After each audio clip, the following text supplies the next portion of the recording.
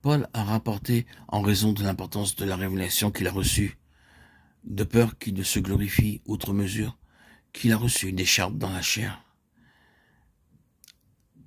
un messager de Satan pour le frapper, pour le souffleter. Paul supplia 3 fois le Seigneur pour cette chose.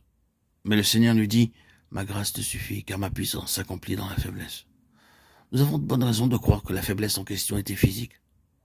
Je trouve qu'il est difficile de ne pas croire qu'il s'agit en fait de la malaria. Il y a bien des raisons, je pense, pour croire qu'il s'agit de cette maladie. Les voyages de Paul concernaient souvent des régions infestées de moustiques, alors qu'il était démuni de tout moyen moderne permettant de surmonter cette maladie.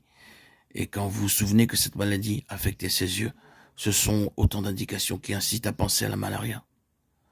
Nous n'argumentons pas que cela a été ainsi, mais nous trouvons difficile de croire à autre chose que cela.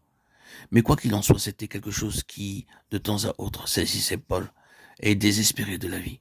Et il semble qu'il ne savait jamais quand cette chose allait s'abattre sur lui. Son écharde, c'est sûr, était une faiblesse physique. Elle est appelée un messager de Satan. L'objectif de tout cela du côté de l'ennemi était une œuvre de mort.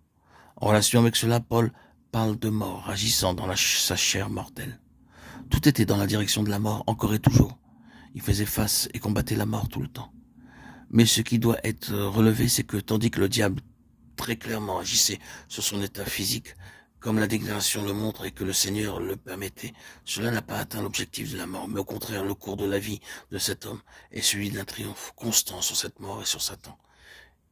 Il est manifeste que la puissance de la mort nous assaille et que le Seigneur n'empêche pas tout le temps le diable d'attaquer notre corps. Mais cela ne signifie pas que le Seigneur a comme intention pour nous la mort.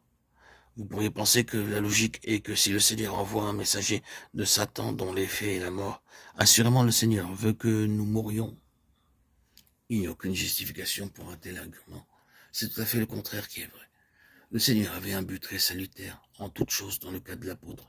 Et cette activité de mort fut extrêmement utilisée, expressément, pour garder l'homme spirituellement vivant.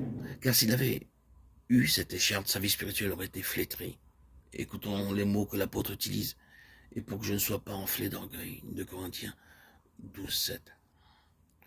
Trouvez l'homme s'exaltant lui-même outre mesure et vous trouvez un homme avec une vie spirituelle pauvre. Sa vie spirituelle a été gâchée. Trouvez un homme qui est gardé humble dans cette voie, mais néanmoins triomphant dans une voie qui ne s'explique pas sur une base naturelle. Vous trouvez alors un homme qui est un géant sur le plan spirituel. Oui, l'ennemi porte des attaques sur le corps.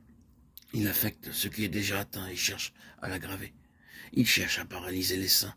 Mais l'ensemble de cette parole, surtout en relation avec la vie de l'apôtre Paul, est une grande déclaration que, même en présence d'un handicap humain, d'une faiblesse naturelle, de quelque chose avec lequel le diable lui-même est entré jusqu'à un certain point, avec la permission de Dieu, il y a une vie qui peut nous mener jusqu'à l'accomplissement d'un grand dessein divin qui ne connaîtra pas d'amputation, malgré les conditions naturelles restrictives. Saisissez-vous cela?